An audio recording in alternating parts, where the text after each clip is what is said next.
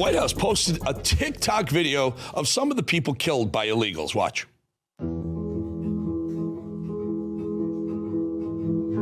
Nobody ever wants to see their child in a bathtub the way I found her. Two beautiful kids in California, Anya Varfolomeev and Nikolai Osokin, were killed by an illegal alien in a DUI crash. Now, the illegal alien was indicted, but in 2025, because of California's criminal protecting state sentencing laws, the illegal alien who killed those two teenagers was scheduled for early release.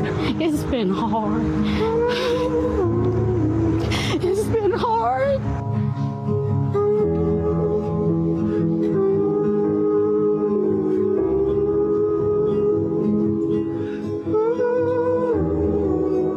You know, one would think the United States of America that our laws would be followed by everyone, including the left. Unfortunately, not only are they not being followed, they're being twisted to constantly portray Republicans in a negative light. Today, Secretary of Homeland Security Kristi Noem was in a hearing on oversight of the Department of Homeland Security and faced Democrats who outright lied about the work and actions of ICE agents. Here to discuss is Congressman Mark Harris of North Carolina. Congressman, really good to have you, my friend. So it was really interesting juxtaposition today on the Hill. You had Kristi Noem testifying to the House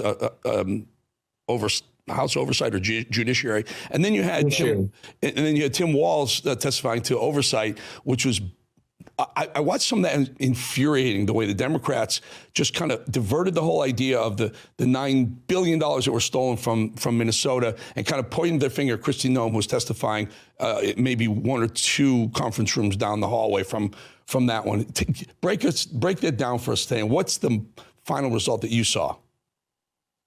Well, Eric, thank you so much for having me today. You're exactly right. We brought Secretary Noem in, and of course, as a freshman in Congress, I'm one of the last ones on our side to get a chance to ask questions. And so I sat there really in between different committee meetings that I had today, but overwhelmed, quite frankly. I said this when I started to speak. I was overwhelmed by just the contempt and lack of decorum and lack of respect that my colleagues on the other side of the aisle had for our Secretary of Homeland Security. I mean, my goodness, whether you agree with her or disagree with her, whether you like her policies or don't like her policies, I've never seen people just treat someone with such contempt. And I almost think that tends to be, again, how the left operates when they don't have any legitimate issues, when they can't really talk about policy or things that are going on. They tend to just turn things so personal. So that's what I witnessed throughout the day. And of course, in my questioning, I went down the line of highlighting some of the folks just in North Carolina that we have seen killed by illegal aliens. And again, took the opportunity to highlight some of the bad hombres that were arrested during the Operation Charlotte's Web that took place in my district, or close to my district, right there in North Carolina. So again, Secretary Noem was patient. She was very, very well prepared. I thought she answered every question that was asked. When there was a situation she was not aware of, she said she was not aware of it. She was going to look into it and get answers and would immediately get back with these members. So I feel confident she will. And again, I just think it's crazy the contempt with which she is being treated here on Capitol Hill. Amazing, sir. But the other side, Jamie Raskin, a Democrat from Maryland, giving her a hard time, saying that she wasn't doing her job, maybe even doing things illegally. Meanwhile, the American people side with her and with you and us, the conservatives.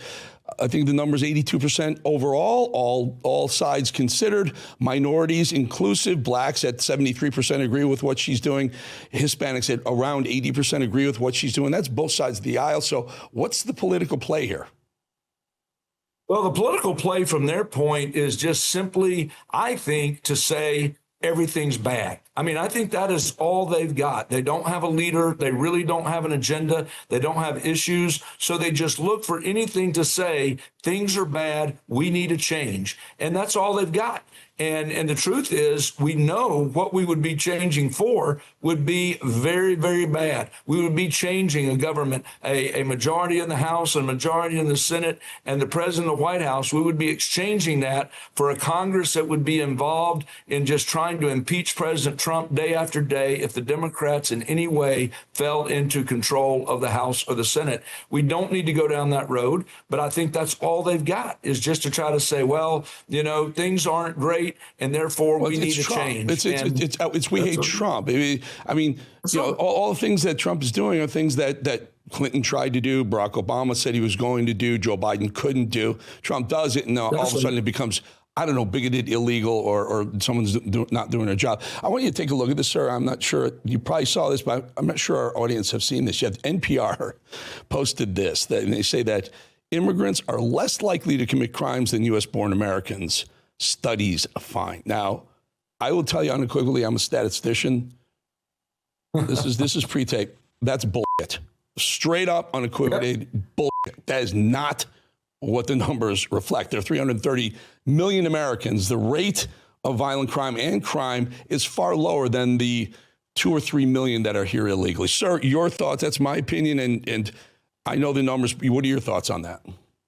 Agree with you 100%. And that foolishness was actually brought up by, I think it was the representative from Tennessee today on the Democrat side brought up and had the nerve to say to the Angel families, there were a whole lot of Angel families, those that have lost loved ones at the hands of the criminal illegal aliens. And they were all across the front holding pictures, which was a powerful thing for any of us who were a part of that hearing. But he actually said he was sorry for their loss, but they would have been be more likely to lose their lives at the hands of an American citizen than they would an illegal alien. And I thought Secretary Noem was very on top of it. She pointed out that all of those Angels families, she felt like would be highly insulted by what this representative even put that out on the table. So I think it's just foolishness. I'll even buy your description of the BS that it is.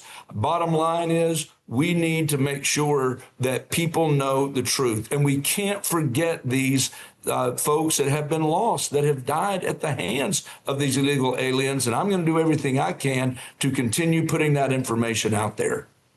Sir, one more thought before we go. We got about a minute and a half, 2 minutes. There's a big election.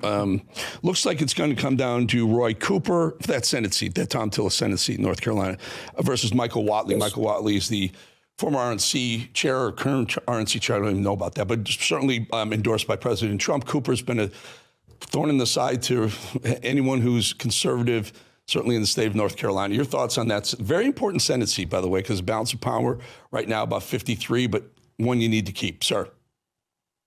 We definitely need to keep it. And we now have a nominee, and this is important. I mean, we had a primary yesterday. Michael Whatley emerged. He emerged strong. I think he got a strong 65 to 70% of the vote yesterday in that primary, and he had a number of candidates that were running. He is our nominee. Roy Cooper has certainly demonstrated over his period of time in Raleigh as our attorney general and then as our governor that he is in so many ways an empty suit. He has simply not carried out the job he needed to do. And when you look at the fact that he went from attorney general to governor, and then you recognize these reports that are out there that he was actually part of coming to a plan that released during COVID 3,500 prisoners during that COVID era, 51, I believe, that were guilty of felony convictions and everything that were serving their time, including a man that made on the list allegedly was DeCarlos Brown, who was the guy that actually killed Irina Zarutska, the beautiful Ukrainian woman who had come to Charlotte, escaping a war-torn Ukraine, and was trying to build her life and was making her way home on the light rail from work at a pizza parlor where she worked. And there, DeCarlos Brown encountered her, stabbed her from the back and the throat. She never knew what hit her. And all of America has seen that horrible picture. Listen, Roy Cooper's going to have to answer for the kind of soft on crime policies that he has instituted instituted. I think Michael Whatley is going to be able to get his name out. That's going to be important. President Trump's going to be critical because, listen, the president needs allies in the U.S. Senate, and not just allies that are going to have an R by their name, but an R that's going to be willing to work with the president. Correct. I posted this just a minute ago, sir. The two new additions to the endangered species list. It's Ayatollahs and rhinos. Let's see if we can bring that one home. So very good having you, Congressman Mark Harris, North Carolina. Thank you, sir. Great to be with you. Thank you, Eric. Thank you. All right, folks. We'll be back 2.5 minutes.